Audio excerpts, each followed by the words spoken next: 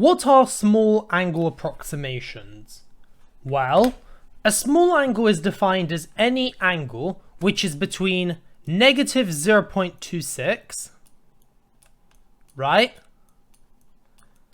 and 0.26. Okay? Important that it is in radians. There is no such thing as a small angle in degrees. Well, there is, but it doesn't make a lot of sense, right? And what we can say is when theta is small, three things are happening.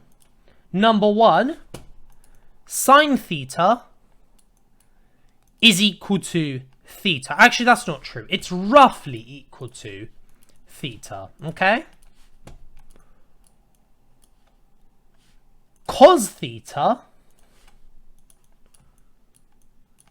right, is roughly equal to 1 minus theta over 2 squared, okay? And finally, tan theta is roughly equal to theta as well, okay? And the reason why this is the case is because if you look at the cos, sine, and tan graph, you will see that at the small points, okay, so this is y, x, naught, you will see that this is for sine and cos. It is basically a linear graph, okay? And for cos, it will look something like that, okay? And so therefore we can say with reasonable certainty that sine theta is equal to theta, cos theta is equal to 1 minus theta squared over 2, and tan theta is equal to theta as well. Very important to note. I just really want to say this because I've made this mistake more times than I want to admit. Sorry. Small does not equal negligible. Okay? So when you're doing mechanics and you have a small angle, it is not negligible. Please do not make this mistake. I have made this mistake more times than I'm going to admit in this video. Small means that these three approximations exist. Negligible means theta might as well equal 0. Very different things. Right, now let's look at an example. Given that theta is small and is measured in radians, use small angle approximations to find 1 minus 4 cos 4 theta over 2 theta times sine of 3 theta. So, first things first is we need to use our small angle approximations. So, 1 minus cos 4 theta over 2 theta sine 3 theta is roughly equal to, okay, 1 minus, and then now we use our small angles, which is 1 minus theta squared over 2. Sorry, 4 theta. Because if theta is small, we can also admit that 4 theta is also small. That's the usual consensus behind it. Now, let's do the bottom. So this will be 2 theta times, yes, you guessed it, 3 theta. Okay? So now let's expand the brackets. So that's the same as 1 minus 1 is 0. 4 squared is 16, so this is going to be 8 theta squared. Okay? And our denominator is going to be 6 theta squared. All right? Which, if we write it out, should summarize and become 4/3. And that is our final answer. Does this video make sense? Well, make sure you subscribe so you never miss a video from me. Now let's look at this example. When theta is small, show that cos theta over sine theta can be approximated to be 2 minus theta squared over 2 theta. Well, let's use the small angle approximations. Cos theta over sine theta is roughly equal to 1 minus theta squared over 2 divided by theta, because we're assuming that it's small, which is the same as, what I'm going to do is I'm going to times top and bottom by 2, okay? To get rid of this fraction here.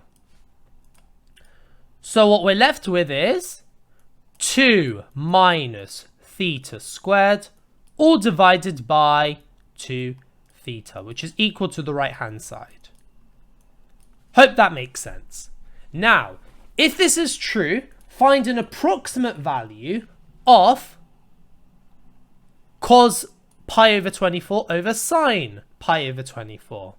Well, for part B, all we're going to do is we're going to say cos pi over 24 divided by sine pi over 24 is equal to, well, sorry, is roughly equal to 2 minus pi squared over 24 divided,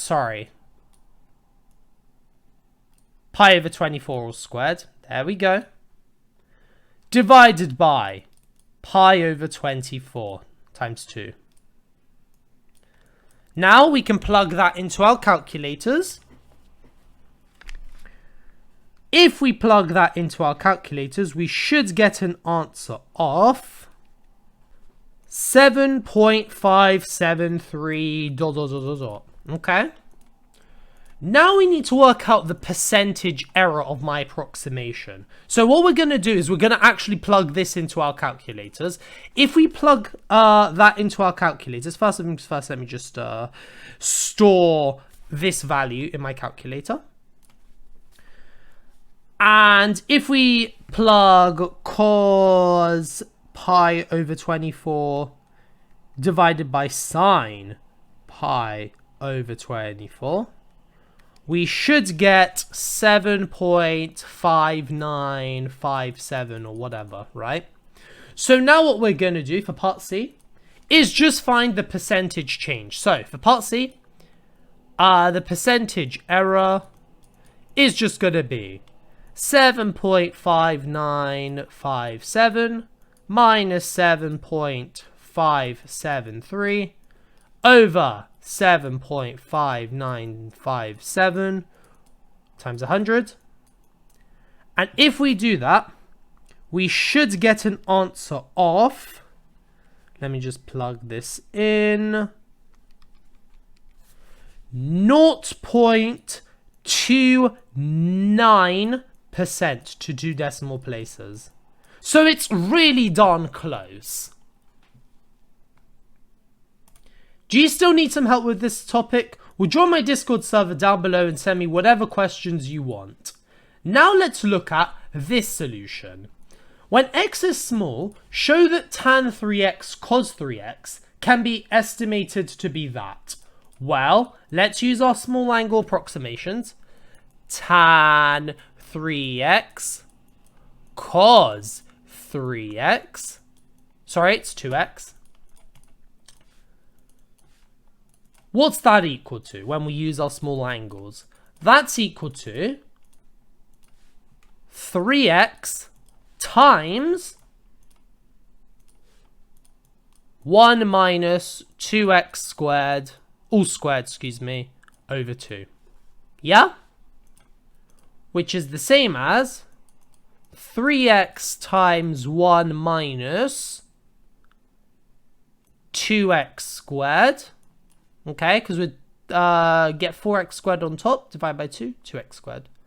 And then we expand the brackets, and it should be 3x minus 6x cubed, which is equal to the right-hand side. Sure. Now what we're going to do is we're going to approximate the values of tan 0.3 and cos 0.2. Well, what do we get when we have each of those? Well, if tan 3x is equal to tan 0.3, can't do undo on this, such silly feature, is equal to tan 0.3, then it means that x is equal to 0.1. So all we're going to do is put 0.1 into our solution here, okay? So 3x minus 6x cubed is equal to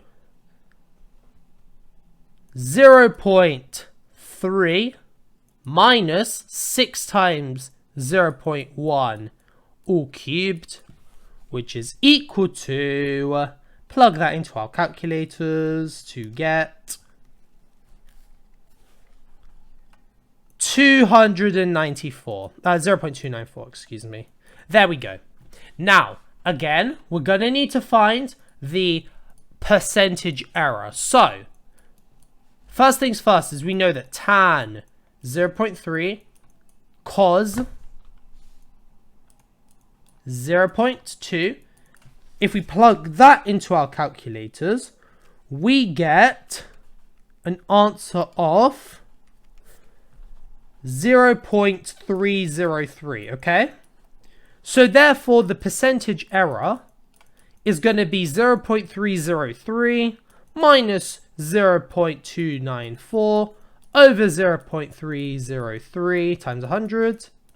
And we should get an answer of, if we've done everything right, 3.02%. Okay? So not as close as the last one, but it's pretty damn close. Thank you guys for watching. I hope this video made sense.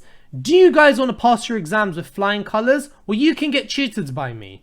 Drop me an email for a meeting and a quote. Keep on learning, as you have no idea what you're capable of doing.